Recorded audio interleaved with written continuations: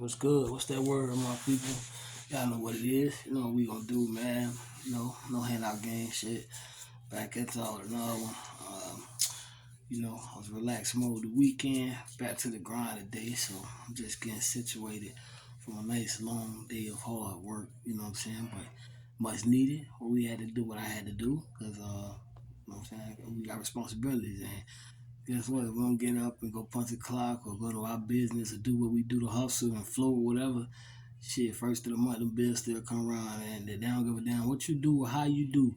All they care is that you do pay them. So, bingo, man. Hope you had a great day today, man. My family, back at y'all with another after Monday Night Football. The Chargers beat up on the Jets, 27-6. That's kind of shocking. I thought it would be a little closer because to me they were evenly based teams, and the Chargers defense be like horrendous, but and the Jets defense be like all world. But it was like vice versa tonight. It's kind of crazy, man. So San Diego, keep saying San Diego. I'm so used to being in San Diego, but LA Chargers, man, beat New York Jets with a score of 27-6 tonight. It's not shocking though. I mean, they both 4-4 though, so they both 500, and they still got a chance. I think the Jets really believe Aaron Rodgers can, if they keep fighting and clawing, you know what I'm saying, and winning games defensively and get themselves in a playoff position. I think they, you know what I'm saying, I think A-Rod got a chance to, be back by the playoffs. So that's why they go so hard and play so hard. But man, you got an all world defense or not, bro. It's only so much your defense can do, man. You gotta score, and they hate to admit it, man. And I look at Coach Robert Saleh, the head coach for New York, man. Like the man looks like there with a straight face, but behind it, it just look like he's holding so much anger in. Like he got to go out there in front and talk in front of these microphones and talk to these media people with a straight face and say that Zach Wilson is quarterback and gives them the best chance to win and all that. But yeah, the Jets in a horrible position, man. And it's crazy because, bro, they had, like, man, take our backup quarterback Taylor Heineke from last year, bro. Put him on the Jets, man. With that defense, man, they got legit decent weapons on offense in the backfield and out wide, bro. Like, they just missing a decent, legit backup quarterback. But guess what? They don't even got a decent, legit backup. Guess what? They're 4 wins and 4 losses. They're 500. They don't even have a losing record. Man, I'm telling you, bro.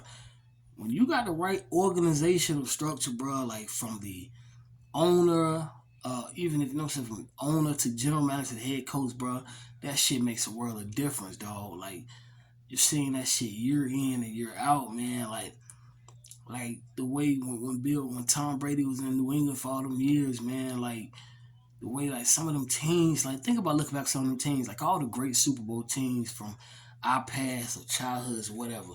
What can we always do with great Super Bowl teams or NBA title winning teams, great teams that win titles and NBA, football, NFL, NCAA, basketball or football? We can always remember the great players from those teams, man. Man, when Bill Belichick and them was in New England, like they didn't. If you look at like roster wise, like great talent wise, they never really had great talent.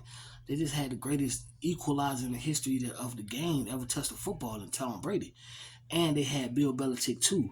And I say that to say this: by them having the greatest equalizer in the history of sports, in Tom Brady and Bill Belichick, that made like your average Joe at linebacker. It brings some shit out you, man, and it makes you so much better. It makes you want to be the best you can be times 20. Like that's what playing for, a coach or organization like the Patriots at the time when they had their run with Tom Brady and Bill Belichick does, man. And I think Robert Saleh, I'm not saying he's Bill Belichick or and nothing like that by a long shot, but he's one of those coaches. Like I feel, bro, like man, that defense, bro, they go hard for that, man. They play, even the offense, they play hard as hell. Look at Dan Campbell in Detroit. They play hard as hell. The way my Washington Commanders come out looking flat and unprepared like they could care less, you ain't never seen that from a Dan Campbell-led team or a Robert Saleh team. They probably got their ass kicked a couple Sundays. But more than likely, I'm pretty sure they have where they just like they didn't care, they want to be there, one in the mood. But I'm just saying, it rarely ever happens, dog. And that's how you know, man. Cause on paper right now, man, like I say, my boys, we got some weapons, man. And it's just hurtful, bro, as a fan, man, to sit there and just watch this man and Ron Rivera just sit here and just do nothing, man, with all this talent, man. Like do nothing, man. Just look lost, man.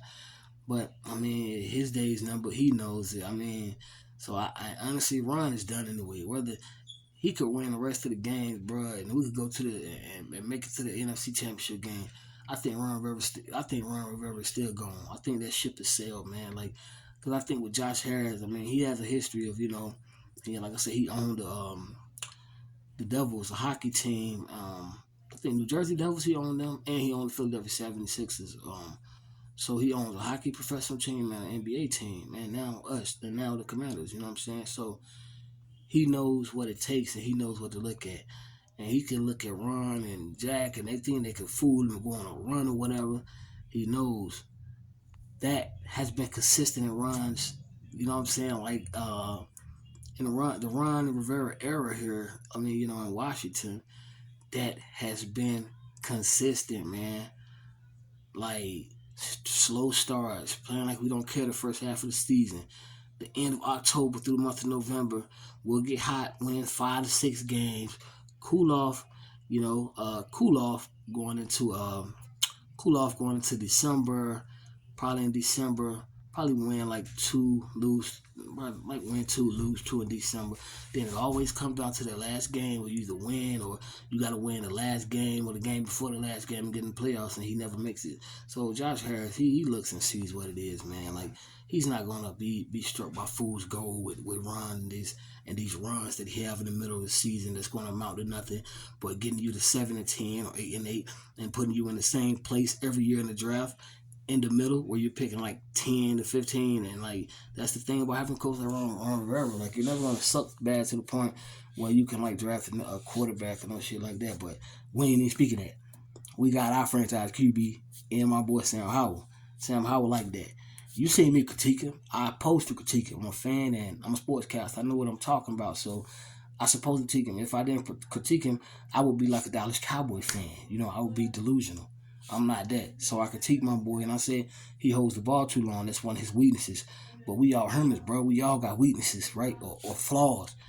But just because we have a flaw, that don't mean that, you know what I'm saying, I have a flaw. So that means that just because, say I work at Panera Bread, right? So I have a flaw. Say my flaw is, I'm not good with the computerized things like, like the cash register, taking orders or whatever. Say I'm not good with that. But I could be the greatest sandwich maker or food prepper, meal prepper, or clean the dishwasher, sanitation person. Just because I can't do the cash register good, that's a flaw. That's a weakness. That doesn't mean that that's me. I'm a weak person. I have a weakness in that. So Sam has a weakness in his game to me, like he holds the ball too long. But over the last 2 weeks, it's clicking, like he's getting better. So he gets it from me. I haven't seen it in 2 weeks, so I won't critique him or criticize him. My boy got an A+ for me for this performance this week. And if you look at the stats, bro, Sam Howell was in like top 7 or 10 in the NFL in like all the main stats, like number 1 in attempts, yards, one in attempts, yards, and I think he's like 7th in touchdowns. Like he having a solid year, man. But so I definitely we've been waiting for a franchise quarterback. Thought we had one, my boy RG3. Like a dumb organization screwed that up. So I think we in good hands, man, with Sam, and yeah, I think we'll be good, man. But that's how the league is, bro. The NFL, man. All these guys get paid, bro. Like anything happen any given Sunday, man. That's why I tell people anything happen any given Sunday in the league, man. Like these dudes, you think these guys want to lose? Like no. Like you look at our defense, like for example, bro, Jonathan and Deron Payne. Where they come from? Alabama, University of Alabama, the standard in college football. Like Alabama, Chase Young, well, he's not no language, but Ohio State, Terry McLaurin, Ohio State, Curtis Samuel, Ohio State. Who else? Jahan Dotson, Penn State, but a successful program. Like the guys that we got come from successful programs, especially the Alabama, Ohio State guys, but like the guys, the Penn State guys, Ohio State guys, like guys that get drafted from like the Michigan, Penn States, the Georgias. These dudes are like collegiate career winners, man. They know what it takes to win, how it takes to win. So, yeah, I'm pretty sure like when they come, you leave from playing for Nick Saban or Kirby Smart or James Franklin at Penn State, and you come here to these guys, like, yeah, they're professionals, but it's literally like they're lost. Like they're still stuck in 2015-14. I wouldn't give it my all neither sometimes. I'm just keeping it real, dog.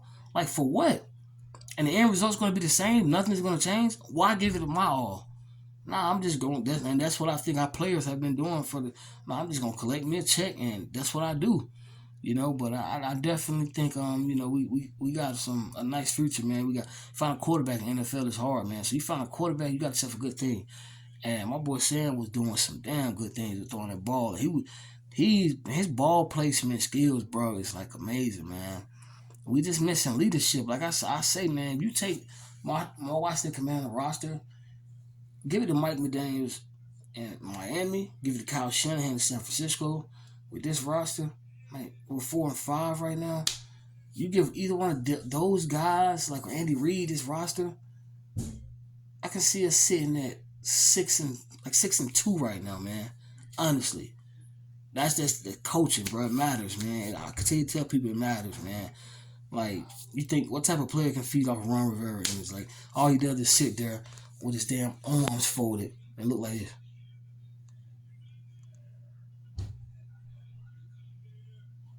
No emotion at all. So, but yeah, man. But that's that. Good week of football.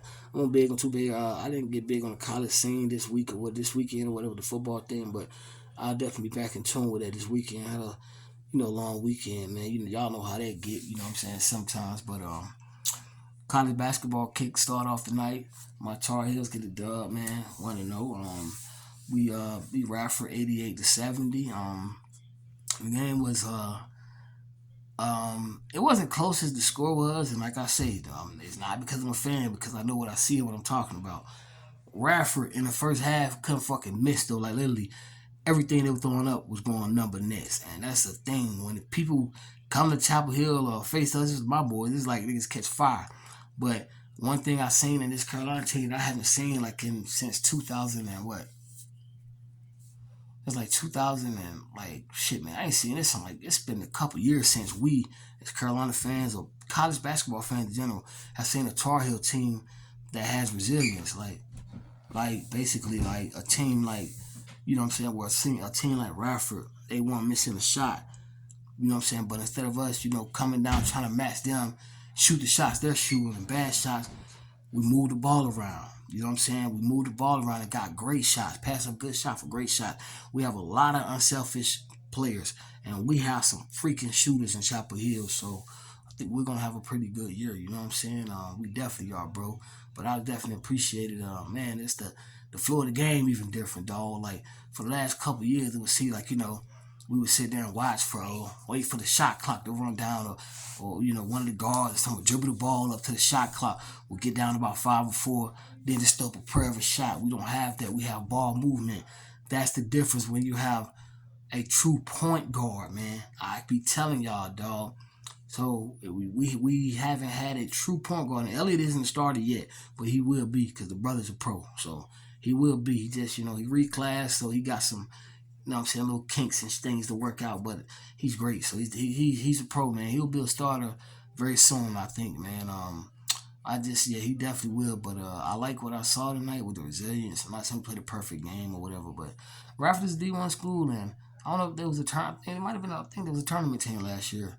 I think they were. If not, they had a legit solid season. So can't sleep on nobody nowadays. And I be telling these dudes, especially all my boys as Duke fans, can't sleep on nobody when the playing field is level. I told my Uncle B Fat that when it came to college football, can't sleep on nobody playing field level. What I mean by that in college sports, playing field level. Nick Saban or Coach K's retired, or John Shire, for example, for Duke, or Hubert Davis. He's a good recruiter too, because we got he's been doing a damn good job of recruiting since he can't step in at Carolina. So let's pause and give Coach Davis his respect for that. But like John Shire, Coach Davis, or